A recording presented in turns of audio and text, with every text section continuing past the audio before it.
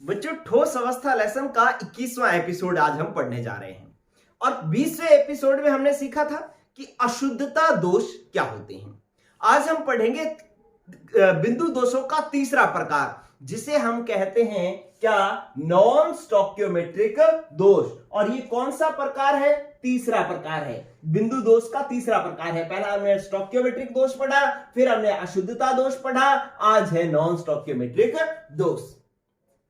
और non stoichiometric दोष की जो दो लाइनें हैं वो हमें पता है पहले से, वो पहले लिख लेते हैं। नॉन स्टोक्योमेट्रिक मतलब जिसका स्टोक्योमेट्रिक अनुपात बदल जाता है, या हम जिसे कहें कि धनायन और ऋणायन का अनुपात बदल जाता है, उस दोष को अपने नॉन स्टोक्योमेट्रिक दोष कहते हैं। तो वह दोष जिसमें धनायन व ऋणायन का अनुपात बदल जाता है, धनायन व ऋणायन का अनुपात क्या हो जाता है बच्चों? बदल जाता है, उसको अपने नॉन स्टोक्योमेट्रिक दोष कहते हैं। या कई बार इस लाइन को ऐसे भी लिखा होता है कि वह दोष जिसमें स्टोक्योमेट्रिक अनुपात बदल जाता है। और स्टोक्योमेट्रिक अनुपात क्या होता है? धनायन और ऋणायन के अनुपात को ही स्टोक्योमेट्रिक अनुपात कहते हैं। तो जिसमें धनायन और ऋणायन का अनुपात बदल जाता है वो नॉन स्टोक्योमेट्रिक दोष होते हैं, और जिसमें धनायन और ऋणायन का अनुपात नहीं बदलता वो था स्टोक्योमेट्रिक दोष। वो कौन सा था? स्टोक्योमेट्रिक दोष। ठीक है, चलिए अब दूसरी लाइन, वो हम हमेशा सब में लिखते हैं, वो लिख डालते हैं। क्या सब में लिखा है हमने? कि क्रिस्टल की विद्युत उदासीनता बनी रहती है। क्रिस्टल की विद्युत उदासीनता बनी रहती है, उदासीनता बनी रहती है। ठीक है, ये दो लाइनें तो हम सब में लिख लेते हैं कि ये वाला लाइन सब में लिखते हैं, ये दोष के प्रकार के आधार पर अलग अलग लिख लेते हैं। चलिए बच्चों, आपको ये पता लग गया कि नॉन स्टोक्योमेट्रिक दोष में धनायन और ऋणायन का अनुपात बदल जाएगा। अब बदल जाने का मतलब समझो। अरे बदल जाने का मतलब ये होगा ना कि या तो धनायन ज्यादा हो जाएगा या धनायन कम हो जाएगा। ठीक है, और धनायन को मैं शब्द क्या बोल रहा हूं? धातु, क्योंकि धनायन जो है अधिकांश धातु आयन होगा। ठीक है, तो मैं इसको यूं लिख देता हूं कि नॉन स्टोक्योमेट्रिक दोष मेरे पास दो प्रकार के हो जाएंगे। दो प्रकार के कौन कौन सा? एक तो होगा मेरे पास धातु आधिक्य दोष, धातु आधिक्य दोष, और दूसरा होगा हमारे पास धातु न्यूनता दोष। कौन सा होगा? धातु न्यूनता दोष। ठीक है, क्योंकि हमने कहा अनुपात बदल जाता है, अनुपात बदल जाता है तो या तो धनायन ज्यादा होगा जिसको हम कहेंगे धातु आधिक्य दोष, या फिर धनायन कम होगा उसको अपने कहेंगे धातु न्यूनता दोष। अब धातु आधिक्य जो है ना, वो धातु आधिक्य दो कारण से हो सकता है। एक तो ऋणायनिक रिक्तिका के कारण, और एक अतिरिक्त धनायन के अंतराकाशी स्थान में आ जाने के कारण।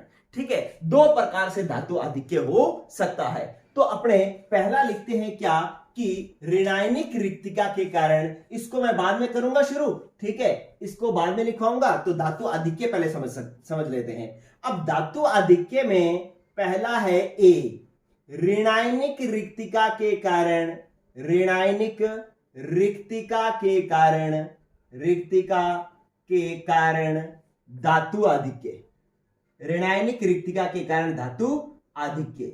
आप अभी देखेंगे 1 मिनट में ये समझ में आएगा, बड़ा ही इंटरेस्टिंग, मजा आ जाएगा आज की क्लास सीख करके आपको। देखिए क्या होगा कि ये आपके पास NaCl का क्रिस्टल है। पहले प्रकार का मैं उदाहरण समझा रहा हूं धातु आधिक्य का, और किसके कारण? ऋणायनिक रिक्तिका के कारण धातु आधिक्य दोष।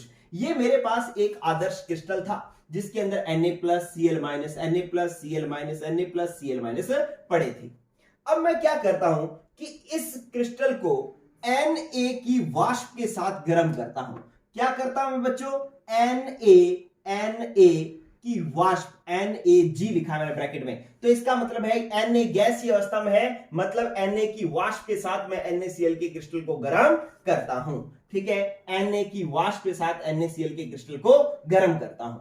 तो गर्म करूंगा तो क्या होगा बच्चों कि ये जो Na वाष्प अवस्था में है ना, वो एक इलेक्ट्रॉन अपने में से निकाल देगा और क्या बन जाएगा? Na+ बन जाएगा। क्या बन जाएगा, Na+ बन जाएगा। गौर से बात समझे, क्या था कि ये जो Na वाष्पावस्था में था ना, जब इसको गर्म किया गया तो इसने अपने में से एक इलेक्ट्रॉन निकाल दिया और Na+ बन गया।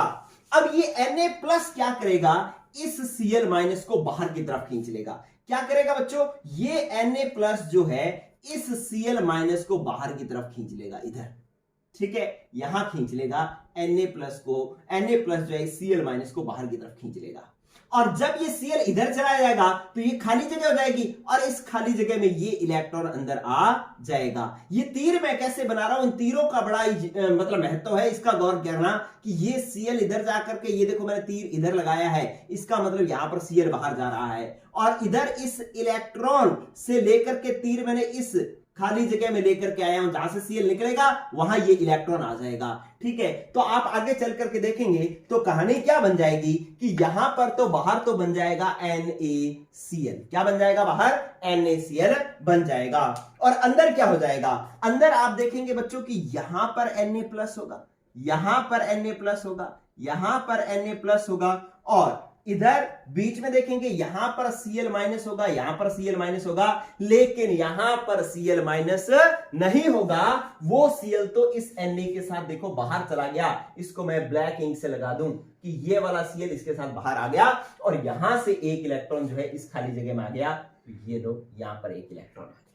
ठीक है, तो ये जो क्रिस्टल बन जाएगा ना, ये दोष युक्त होगा।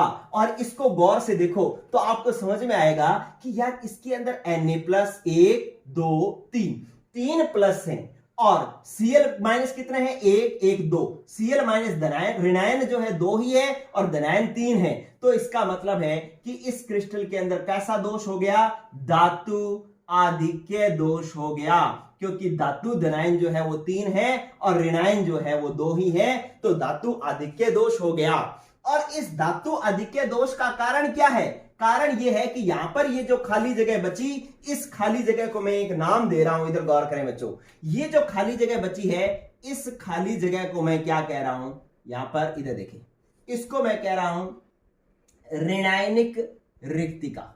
क्या नाम दे रहा हूं, ऋणायनिक रिक्तिका। तो इसका मतलब ये जो धातु आधिक्य हुआ है वो इस ऋणायनिक रिक्तिका के कारण हुआ है। ऋणायनिक रिक्तिका क्यों कहा है, रिक्तिका तो मतलब खाली जगह, और ऋणायनिक क्यों, क्योंकि ऋणायन के बाहर निकलने से बनी है। ऋणायन क्यों, क्योंकि ऋणायन के बाहर निकलने से बनी है, इसलिए ऋणायनिक रिक्तिका है। ठीक है, तो धातु आधिक्य दोष हो गया किसके कारण, ऋणायनिक रिक्तिका के कारण। ठीक है, अब एक चीज और देखें बच्चों, एक वेरी इंपॉर्टेंट डेफिनेशन बता दूं आपको, एक वेरी इंपॉर्टेंट डेफिनेशन बता रहा हूं, एक क्वेश्चन में है वो, और एग्जाम में बहुत बार ये क्वेश्चन पूछा जाता है। देखो क्या कि इस ऋणायनिक रिक्तिका के अंदर एक अयुग्मित इलेक्ट्रॉन उपस्थित है, अयुग्मित इलेक्ट्रॉन उपस्थित है। ठीक है, तो इस ऋणायनिक रिक्तिका, अयुग्मित इलेक्ट्रॉन युक्त ऋणायनिक रिक्तिका को इस पूरे से एक परिभाषा बन रही है, क्या कहते हैं बच्चों, इससे देखो अयुग्मित इलेक्ट्रॉन युक्त इस ऋणायनिक रिक्तिका को एक नया वर्ड दे रहा हूं जिसको हम कहते हैं एफ केंद्र। क्या कहते हैं, एफ केंद्र, इंग्लिश में एफ सेंटर कहते हैं, एफ सेंटर कहते हैं। अब इस एफ की कहानी सुनो भाई, एफ का क्या मतलब है, इस पूरी एफ की कहानी सुनो। एफ जो शब्द है, एफ जर्मन शब्द है। एफ क्या है, एक जर्मन शब्द है, कौन सा, फॉर्बेजेंटर। क्या है, फॉर्बेजेंटर शब्द है, और फॉर्बेजेंटर का मतलब होता है रंग केंद्र। क्या होता है, रंग केंद्र, इंग्लिश में बोले तो कलर सेंटर।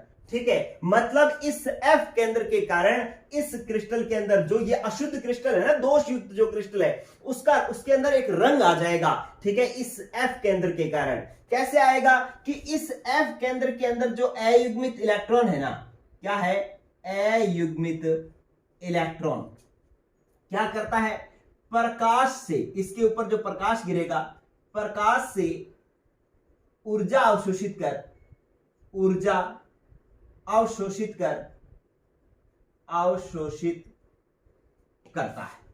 ठीक है, कि ये जो अयुग्मित इलेक्ट्रॉन है ना, ये इस पर जब प्रकाश पड़ता है, श्वेत प्रकाश जब पड़ता है, तो ये उससे क्या करता है, ऊर्जा अवशोषित करता है। बच्चों, कोई भी चीज जब श्वेत प्रकाश से ऊर्जा अवशोषित करती है ना, तभी उसका रंग दिखाई देता है। मेरी इस टी शर्ट के नीले रंग का कारण क्या है, क्योंकि ये श्वेत प्रकाश से ऊर्जा का अवशोषण कर रही है। अगर ये किसी भी प्रकाश का अवशोषण ना करे तो ये सफेद होगी। ये कैसी होगी, सफेद होगी। और सारे के सारे प्रकाश का अवशोषण कर लेगा, क्योंकि श्वेत प्रकाश में कितने रंग होते हैं, 7। 7 के 7 रंगों को अवशोषण कर लेता, तो ये कैसी होती, ये ब्लैक होती। ठीक है, तो ये कंसेप्ट आपको पहले भी मैं सिखा चुका हूं, उपसंयोजक यौगिक लेसन में भी आएगा रंग का कंसेप्ट, कि कोई भी वस्तु का रंग कैसे दिखाई देता है, कि श्वेत प्रकाश में 7 रंग होते हैं, वो 7 रंग मिलकर के सफेद हो जाते हैं, लेकिन वो श्वेत रंग जब किसी वस्तु पर पड़ता है तो उन 7 रंगों में से कुछ रंग की ऊर्जा जो है वो वस्तु अवशोषित कर लेती है, और जो अवशोषित कर लेती है उसका पूरक रंग हमें दिखाई देता है, कॉम्प्लीमेंट्री कलर दिखाई देता है। तो ये इलेक्ट्रॉन जो है कुछ ना कुछ ऊर्जा अवशोषित करेगी और ऊर्जा का अवशोषित करता है, और जिससे जो है क्या करता है, अवशोषित करके उत्तेजित होता है। ठीक है, और जिससे क्रिस्टल में रंग उत्पन्न हो जाता है। क्या हो जाता है, क्रिस्टल में रंग उत्पन्न हो जाता है। इसीलिए जो है इसको हम एफ सेंटर कह रहे हैं। एफ का मतलब है, एफ जर्मन शब्द है जिसका मतलब है फॉर्बेजेंटर। फॉर्बेजेंटर मतलब रंग केंद्र। क्या है, रंग केंद्र मतलब रंग उत्पन्न करने वाला। और रंग कैसे उत्पन्न करता है, कि इस अयुग्मित इलेक्ट्रॉन पर जब इस पदार्थ पर जो ये क्रिस्टल है इस पर श्वेत प्रकाश पड़ता है, तो ये अयुग्मित इलेक्ट्रॉन श्वेत प्रकाश से ऊर्जा अवशोषित करके उत्तेजित अवस्था में आता है, और इसी कारण इसका रंग दिखाई देता है, और जिससे क्रिस्टल का कोई ना कोई रंग आ जाता है। और इस NaCl का क्रिस्टल का रंग कैसा हो जाता है, इस धातु आधिक्य दोष के कारण इस NaCl का क्रिस्टल का रंग पीला रंग आ जाता है। ठीक है, तो ये आपके पास धातु आधिक्य दोष हो गया। किसके कारण बच्चों, ऋणायनिक रिक्तिका के कारण। ठीक है, तो इस तरीके से ये आपको एक चीज दोबारा मैं बता देता हूं। क्या हुआ, NaCl का क्रिस्टल था, Na की वाष्प के साथ गर्म करने पर, आप लाइनें लिख सकते हैं, NaCl के क्रिस्टल को Na की वाष्प के साथ गर्म करने पर Na की वाष्प जो है इस क्रिस्टल पर जमा हो जाती है, और Na जो है इलेक्ट्रॉन त्याग करके Na+ बनाता है।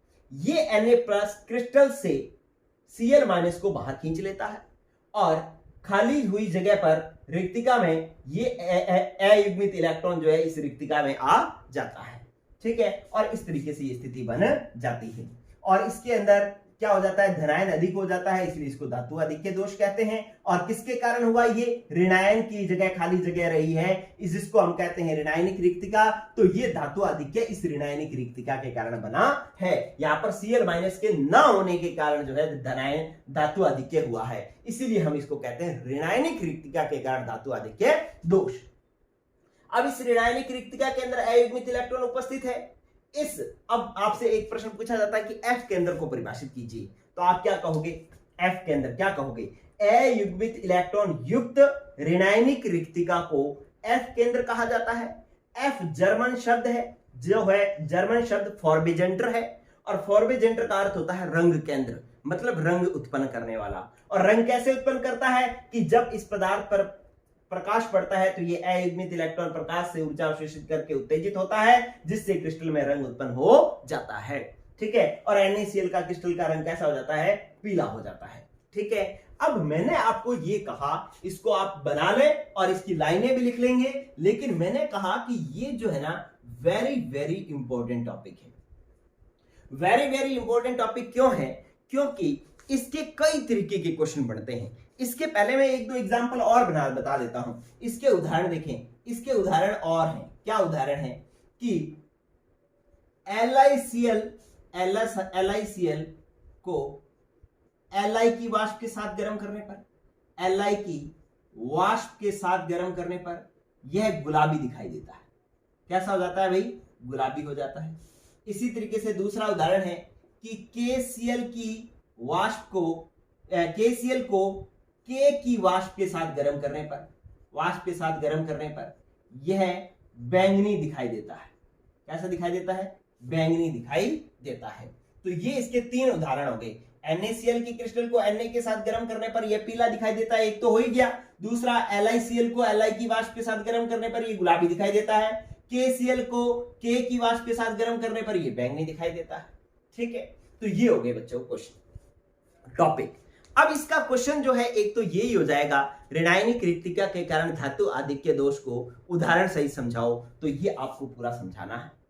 क्लियर।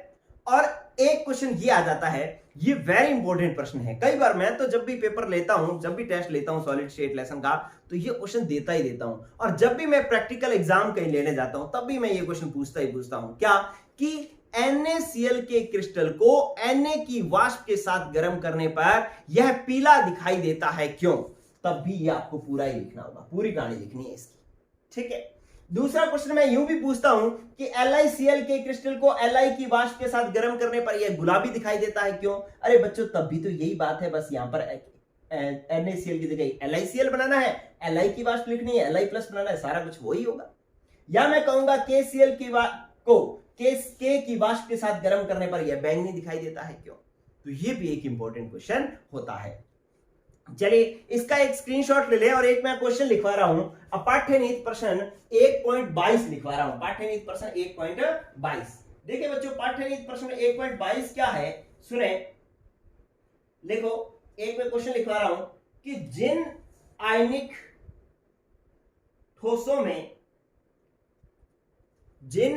ठोसों में पाठ्यनीति प्रश्न 1.22 लिखवा रहा हूं, और उसका आंसर आपने लिखना है और लिख करके मेरे को सेंड भी करना।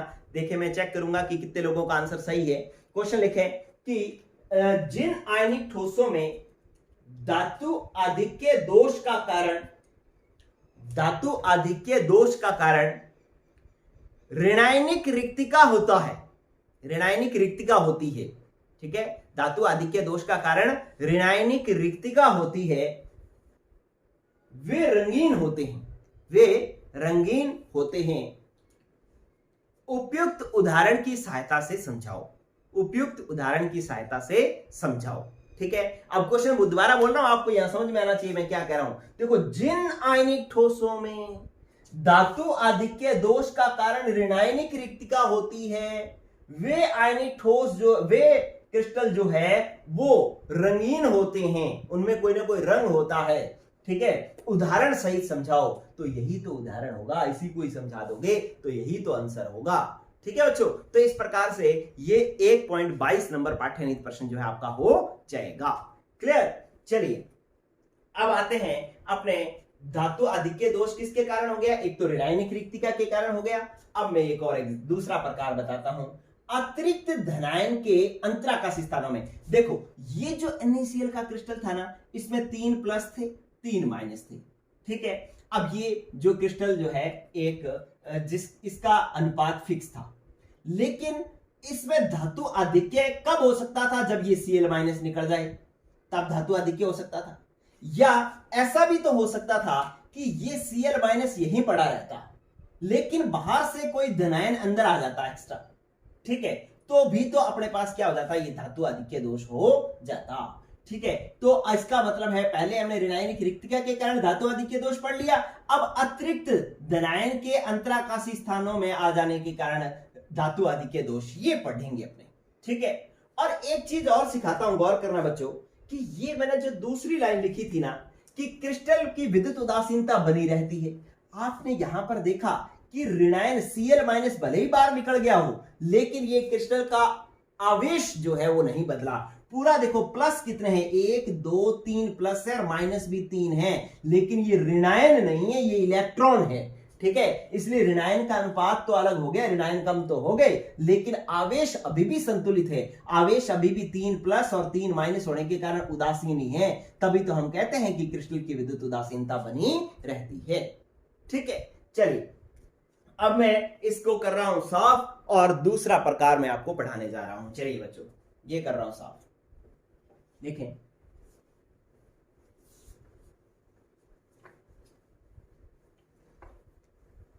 एफ के अंदर किसे कहते हैं, लगभग एग्जाम में पूछा जाता है। ठीक है, एफ के अंदर को परिभाषित कीजिए। चलिए अब मैं एक और दूसरा प्रकार समझा रहा हूं, इसका बी पॉइंट।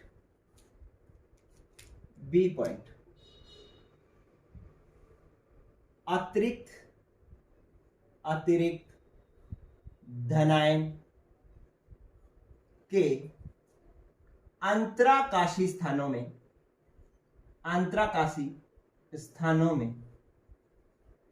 आ जाने के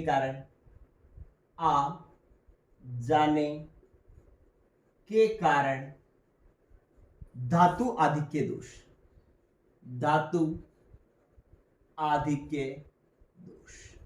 ठीक है। तो अतिरिक्त धनायन के अंतराकाशी स्थानों में आ जाने के कारण धातु आधिक्य दोष, ये बी पॉइंट जो है मैं अब समझा रहा हूं बच्चों। इसका एग्जाम्पल आप समझें, इसका एग्जाम्पल होता है ZNO। यूं होता है बच्चों, इधर देखें, ये मैंने ZNO का क्रिस्टल बनाना है, ये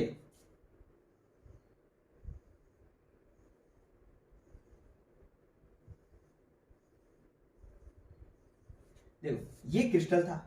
अब इसके अंदर यहां पर पड़ा था Zn+2 और O-2, Zn+2 O-2, O-2 Zn+2 O-2 और Zn+2।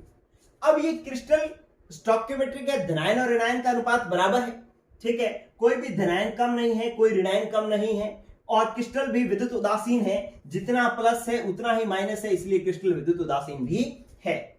ये कमरे के ताप पर, अब ये क्या है, बिल्कुल शुद्ध है, और कमरे के ताप पर ZNO जो है वो श्वेत होता है। कमरे के ताप पर ZNO जो है वो श्वेत रंग का होता है, ठीक है। लेकिन इसे गर्म करने पर, ZNO को गर्म करने पर एक बड़ी ही जबरदस्त अभिक्रिया होती है। उस अभिक्रिया को अगर आप समझ गए तो मैं समझूंगा आपको केमिस्ट्री आएगी, आ रही है केमिस्ट्री आपको, ठीक है। क्या अभिक्रिया होती है, इधर देखेंगे बच्चों कि मेरे पास ऐसे था ZNO का क्रिस्टल था, ठीक है। मैं ये अभिक्रिया यहां पर लिखता हूं, देखो यूं ZNO का क्रिस्टल था। जब इसको गर्म किया गया तो इस प्रकार से बन गया, Zn+2 और O-2 में टूट गया। ZNO को गर्म किया तो Zn+2 और O-2 में टूट गया। अब इस O-2 को ना मैं ऐसे लिख रहा हूं, किसी को समझ में आए तो बताना मुझे, कि इस -2 मतलब 2 एक्स्ट्रा इलेक्ट्रॉन, वो 2 एक्स्ट्रा इलेक्ट्रॉन मैं इससे निकाल दूं, ये लो 2 इलेक्ट्रॉन निकल गए, तो अब ये उदासीन बन जाएगा कि नहीं बन जाएगा, बन जाएगा ना।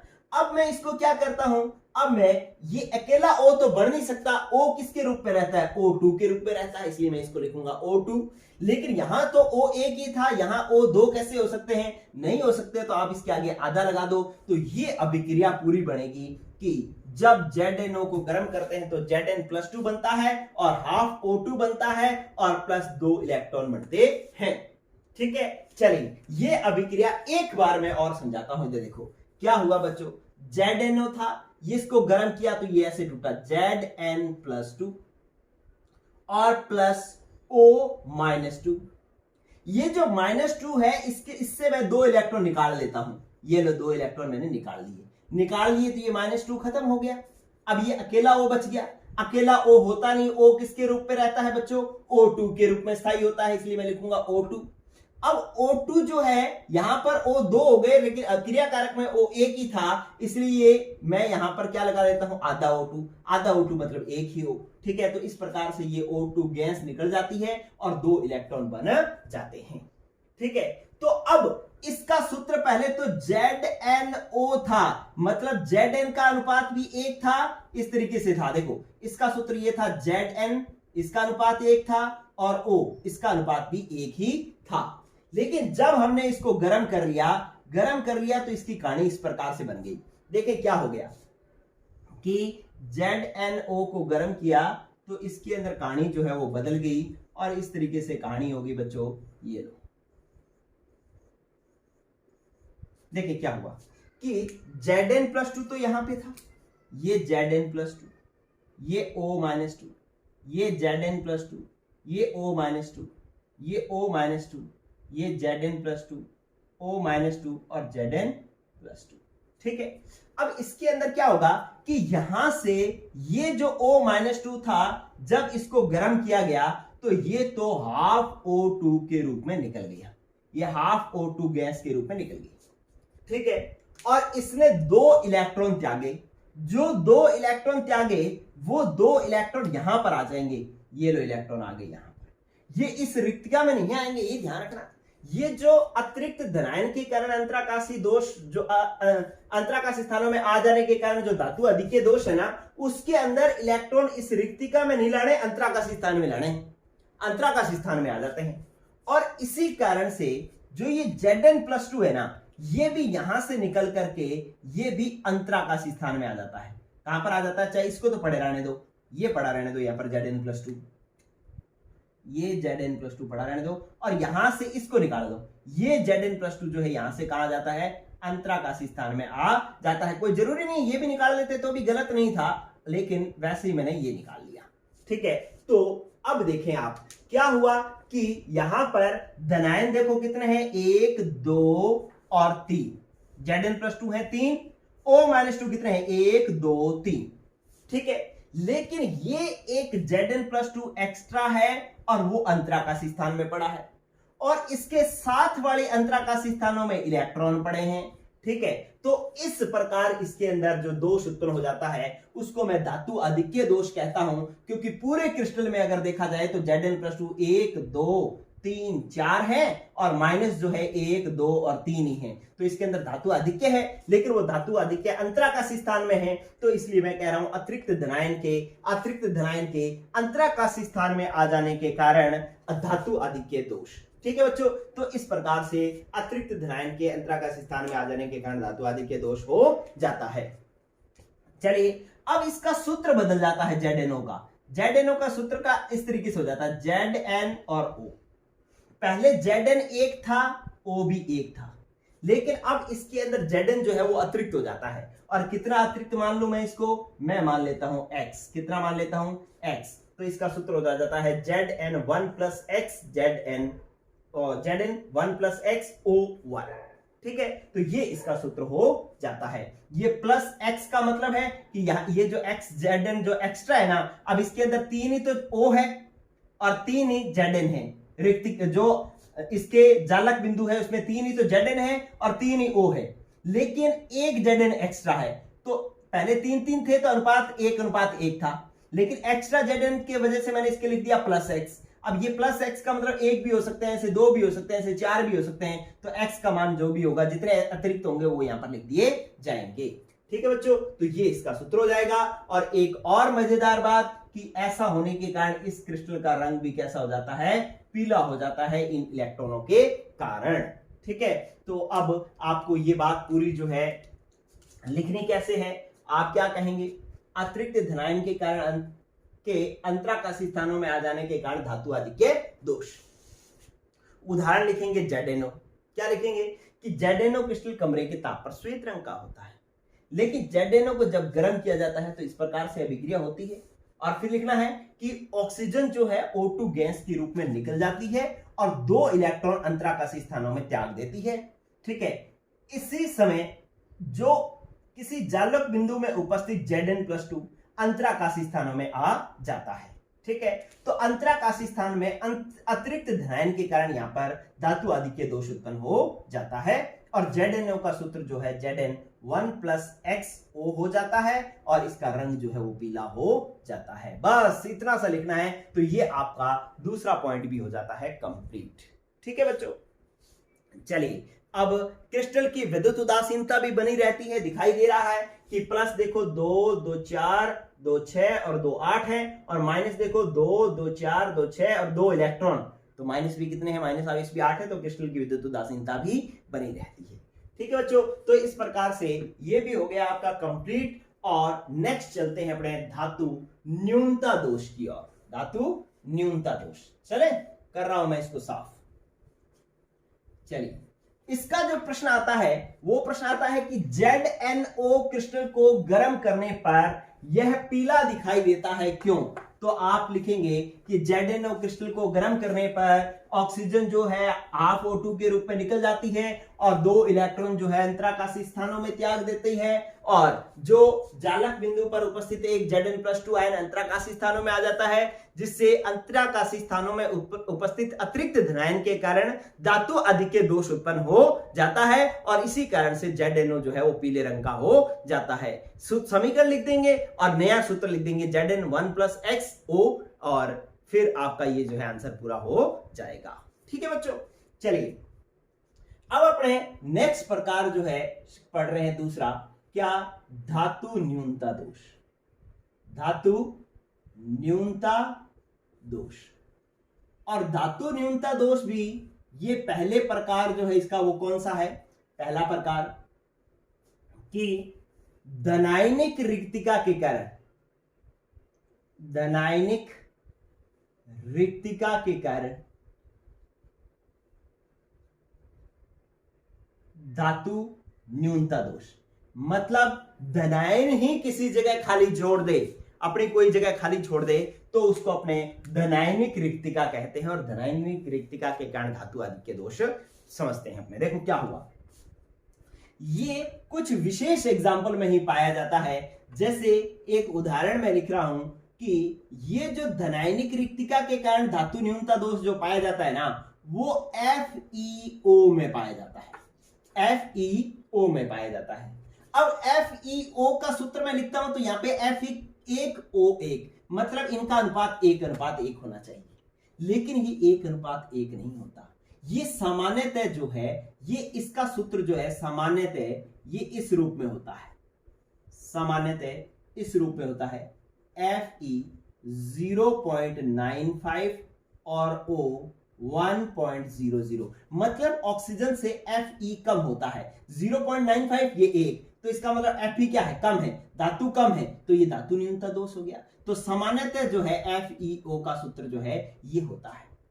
और ये जो रेंज जो है ना 0.95 की, ये बदलती भी रहती है। ये कैसे होती रहती है कि 0.93 से ये Fe 0.96 के रूप में के बीच में जो है बदलती रहती है। इतनी भी हो सकती है, इतनी भी हो सकती है, इसके बीच में कुछ भी हो सकती है, मतलब 1 से कम ही रहता है ये Fe। ठीक है, और 1 से कम रहता है, लेकिन ऑक्सीजन 1 होता है, तो इसका मतलब Fe कम है। Fe क्या होता है, प्लस, तो प्लस कम है, तो इसी को अपने कहते हैं धातु न्यूनता दोष।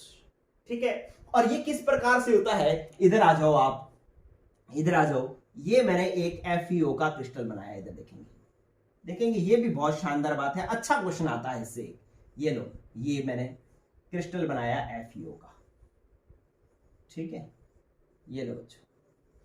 ठीक है, अब इसके अंदर Fe+2 और O-2 है, Fe+2 O-2, Fe+2 O-2, और फिर यहां पर आ जाएगा O-2 Fe+2 O-2 Fe+2, और भी लिख देता हूं मैं, ये लो, थोड़ा और बना देता हूं। ये लास्ट है, बहुत ही शानदार एग्जांपल है। इसके बाद जो है वो आपको ये टॉपिक आपका खत्म हो जाएगा। चलिए और बना देता हूं मैं। मैंने बनाया Fe+2 O-2 Fe+2 O-2। अब ये FeO का क्रिस्टल है, ठीक है, लेकिन अभी इसमें ना कई स्थानों पर Fe+2 आता ही नहीं, आता ही नहीं। ठीक है, तो Fe कम हो गया, Fe क्या हो गया, कम। तो इस ये जो खाली जगह जो बची, इसको मैं क्या बोल रहा हूं, पहले ये बताओ, इसको मैं क्या बोल रहा हूं, ये जो खाली जगह बची, इसको मैं बोल रहा हूं धनायनिक रिक्तिका। क्या बोल रहा हूं, धनायनिक रिक्तिका। ठीक है, और धनायनिक रिक्तिका के कारण ये धातु कम हो गया, तो हम कहेंगे धनायनिक रिक्तिका के कारण धातु न्यूनता दोष। रिक्तिका तो खाली जगह को कहते हैं, और ये खाली जगह किसकी है, धनायन की है, इसलिए हम इसको कह रहे हैं धनायनिक रिक्तिका। तो धनायनिक रिक्तिका के कारण धातु न्यूनता दोष हो गया। ठीक है बच्चों, और ये कम कितना हो जाता है, Fe 1 से ये 0.95 भी हो सकता है, ये 0.93 से 96 के बीच में कहीं भी चेंज हो सकता है। ठीक है, तो ये धनायनिक रिक्तिका के कारण धातु न्यूनता दोष हो गया। लेकिन यहां पर एक प्रॉब्लम आ जाती है। क्या प्रॉब्लम आ जाती है कि ऐसा करने से अब देखें कि आवेश बदल जाता है। यहां पे प्लस देखो कितने हैं, 2, 2, 4, 2, 6, 2, 8, 2, 10, 10 प्लस है, और माइनस कितने हैं? 2, 2 4, 2 6, 2 8, 2 10, 2 12, 12 माइनस है। तो इसका मतलब आवेश संतुलित नहीं है, मतलब क्रिस्टल जो है विद्युत उदासीन नहीं है। लेकिन मैंने ये लाइन तो आपको बड़ी ही स्टार डाल करके लिखवाई है और कहा है कि हर किसी में लिखना है कि क्रिस्टल जो है विद्युत उदासीन बना रहता है। आप कहोगे सर यहाँ पे तो क्रिस्टल विद्युत उदासीन बना ही नहीं रहा, यहां पर तो क्रिस्टल की विद्युत उदासीनता जो है वो क्या हो गई है? चेंज हो गई है। तो ये कैसे संतुलित होगा? ये ऐसे संतुलित होगा जब इन बाकी एफई को पता लगेगा ना कि भाई हम लोग कम हो रहे हैं, तो ये क्या करेंगे? ये अपना बलिदान देंगे। कैसे बलिदान देंगे बच्चों? कि ये वाला Fe+2 जो है ना, ये Fe+2 अपने में से एक और इलेक्ट्रॉन निकाल देता है, लेकिन ध्यान रखना वो क्रिस्टल इलेक्ट्रॉन बाहर फेंक देता है। तो Fe+2 एक और इलेक्ट्रॉन त्याग देगा तो क्या बन जाएगा? Fe+3। ठीक है, अब +3 देखो कितने हुए? अब हो गए हैं 11, +3 5 और 2 7, 2 9 और 2 11, लेकिन -12 है। माइनस कितने हैं? 12। तो एक Fe कहता है कि नहीं, मैं भी बलिदान दूंगा और हम लोग बराबर होंगे। ये भी एक अपना इलेक्ट्रॉन त्याग करके Fe+3 में बदल जाता है। तो अब +3 अब देखो कितने होंगे? +3 2 5, 2 7, 2 9, 3 12। ठीक है, तो +12 होंगे और माइनस भी 12 है। तो इस प्रकार से क्रिस्टल क्या हो जाता है? विद्युत उदासीन हो जाता है। ठीक है, इस अवस्था को क्या कहते हैं? कि कुछ धातु जो है ना अपनी ऑक्सीकरण अवस्था बदल लेते हैं, मतलब +2 से +3 कर लेते हैं। इसको हम कहते हैं परिवर्तनशील ऑक्सीकरण अवस्था। ठीक है, तो हम क्या लिखेंगे? यहां पर एक लाइन लिख सकते हैं कि धातु आयन परिवर्तनशील ऑक्सीकरण अवस्था के कारण, परिवर्तनशील ऑक्सीकरण अवस्था के कारण, ऑक्सीकरण अवस्था के कारण अपनी ऑक्सीकरण अवस्था बढ़ाकर क्रिस्टल को वैद्युत उदासीन बनाए रखता है, वैद्युत उदासीन बनाए रखता है। ठीक है, तो अब इस क्रिस्टल को वैद्युत उदासीन बनाए रखेगा, लेकिन इससे क्या हो जाएगा कि इस पूरे क्रिस्टल के अंदर कुछ तो Fe+2 होंगे और कुछ Fe+3 भी होंगे। ठीक है, तो दो प्रकार के धनायन होंगे, Fe+2 प्रकार के भी होंगे और Fe+3 प्रकार के भी धनायन होंगे।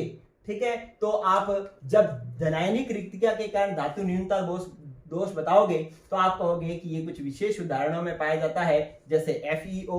इसमें Fe का अनुपात जो है ऑक्सीजन से कम होता है और इसका सामान्य सूत्र ये होता है, और Fe जो है 0.93 से 0.96 तक बदलता रहता है। जब क्रिस्टल का निर्माण होता है तो किसी जगह Fe+2 आ ही नहीं पाता, जिसे हम कहते हैं धनायनिक रिक्तिका, और इसी धनायनिक रिक्तिका के कारण धातु न्यूनता दोष उत्पन्न हो जाता है। और क्रिस्टल में जो आवेश संतुलन को बनाए रखने के लिए क्या होता है कि धातु आयन परिवर्तनशील ऑक्सीकरण अवस्था के कारण अपनी ऑक्सीकरण अवस्था बढ़ा करके क्रिस्टल को वैद्युत उदासीन बनाए रखता है। ठीक है, और इसमें कुछ धातु का अंश जो है Fe+3 के रूप में होता है, कुछ Fe+2 के रूप में होता है। ठीक है, तो ये आपके पास हो जाएगा धातु न्यूनता दोष। ठीक है बच्चों, किसके कारण? धनायनिक रिक्तिका के कारण। चलिए, अब एक और प्रकार मैंने आपको बताया था कि अतिरिक्त ऋणायन के कारण। इसका दूसरा प्रकार क्या मैंने बोला था कि आपने पहले इसका स्क्रीनशॉट ले लो, फिर मैं इसमें बदलाव करता हूं, कुछ बदलाव करता हूं, फटाफट इसका स्क्रीनशॉट ले लो बच्चों।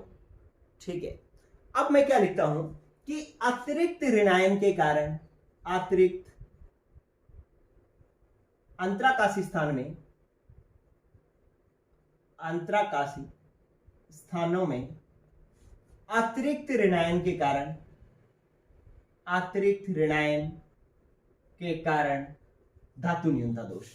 अब ये ऐसा होता, ये तो अब हो गया कंप्लीट, इसको तो छोड़ दो। अब ऐसा हो जाता कि यहां पर Fe+2 होता और ये भी सारे +2 ही होते। ठीक है, अब धातु न्यूनता दोष ऐसे भी तो हो सकता था कि कोई ऑक्सीजन बाहर से एक्स्ट्रा आ जाती, ऋणायन बाहर से एक्स्ट्रा आ जाता। ठीक है, तो अब ऋणायन ज्यादा हो गए, Fe+2 कम हो गए, तभी तो धातु न्यूनता दोष हो सकता था। लेकिन बच्चों ये बात गौर कर लेना, पहले कहानी समझ में आ गई कि अतिरिक्त ऋणायन जो है अंतराकाशी स्थान में आ जाए, इससे धातु न्यूनता दोष उत्पन्न हो जाए। ये बात तो ठीक है, लेकिन ऐसा होता नहीं, ऐसा होता नहीं है। क्यों नहीं होता? क्योंकि ऋणायन का आकार बड़ा होता है और बड़े आकार का ऋणायन अंतराकाशी स्थानों में फिट नहीं हो पाता, इसलिए जो है इस प्रकार का दोष नहीं पाया जाता। ठीक है, तो इसलिए इसको तो पढ़ने की आवश्यकता ही नहीं है, ये तो पढ़ने की आवश्यकता ही नहीं है, क्योंकि अंतराकाशी स्थानों में अतिरिक्त ऋणायन बड़े आकार के कारण आ ही नहीं पाता, इसलिए जो है इस प्रकार का दोष उत्पन्न भी नहीं होता। ठीक है बच्चों, तो ये हो गया आपके पास क्रिस्टलों में दोष हो गए हैं कंप्लीट। ठीक है, ये जो मैंने अभी धातु न्यूनता दोष, धनायनिक रिक्तिका के कारण धातु न्यूनता दोष करवाया ना, इसका एक बढ़िया सा न्यूमेरिकल करवाता हूं मैं आपको। ठीक है, और फिर ये बिल्कुल ही कंप्लीट हो जाएगा, सारे क्वेश्चंस भी हो जाएंगे इसके। चलिए देखो, स्क्रीनशॉट ले लेना बच्चों इसका।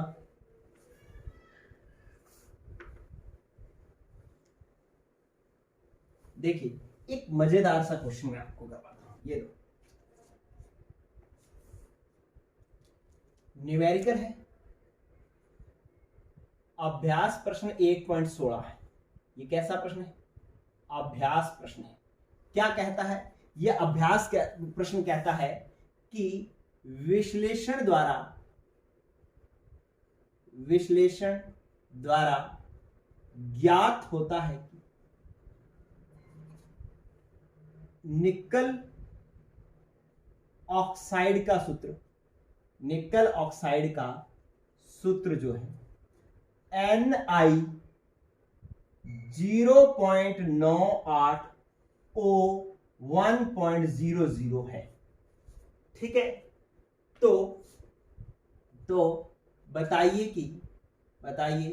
कि क्रिस्टल में Ni+2 व Ni+3 आयनों का अंश क्या होगा?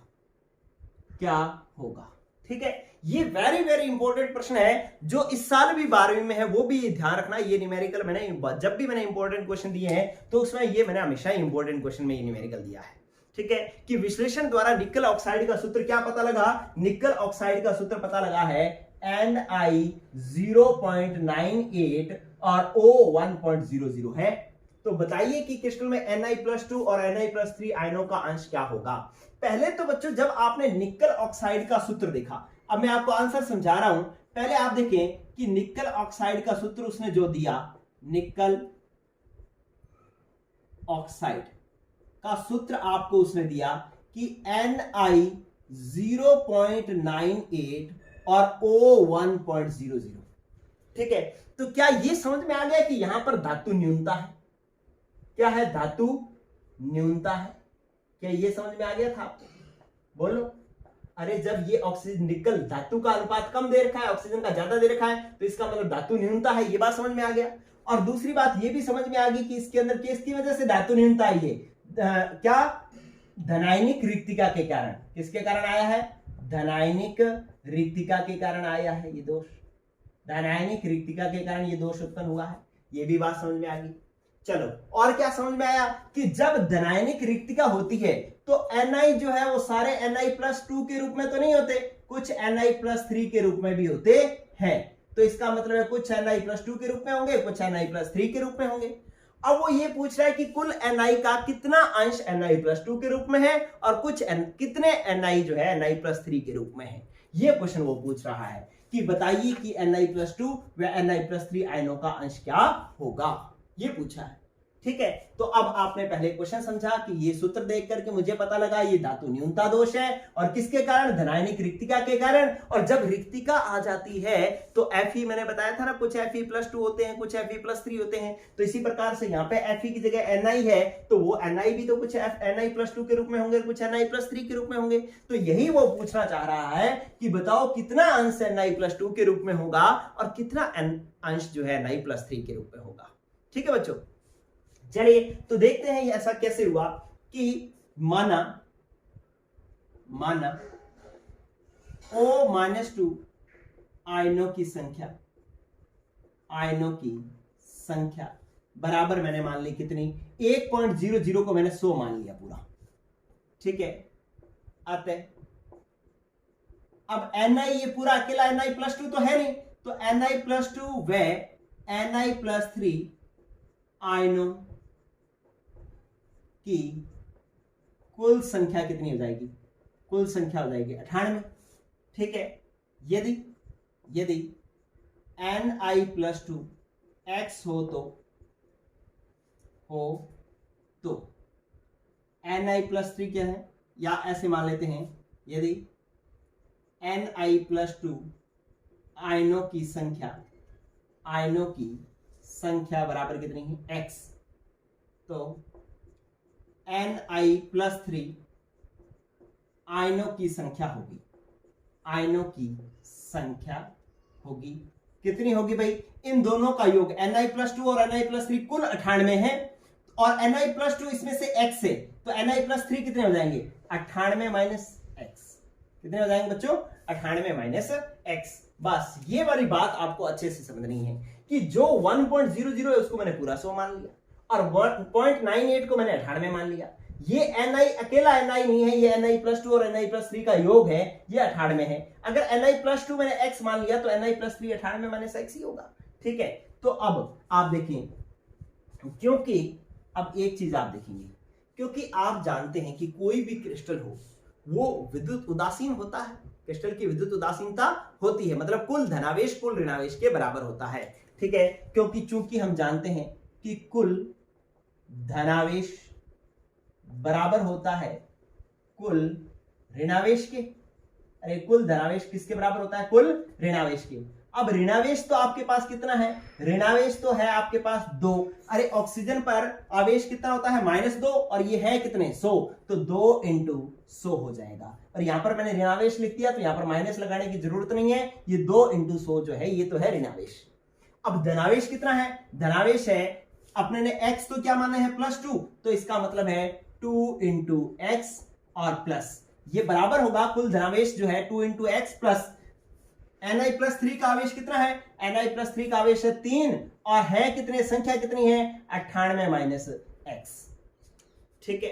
तो देखें ये तो आवेश किसका हो गया, ni+2 का कुल आवेश हो गया, और प्लस ये हो गया ni+3 का कुल आवेश हो गया, ठीक है। इन दोनों को मैंने जोड़ा है। ni+2 का आवेश कैसे ज्ञात किया कि एक ni का आवेश 2 और ni+2 की संख्या x, 2 × x ni+2 का आवेश हो गया, ठीक है। और ni+3 आवेश कैसे निकाला, एक ni का आवेश 3 और ni+3 आयनों की संख्या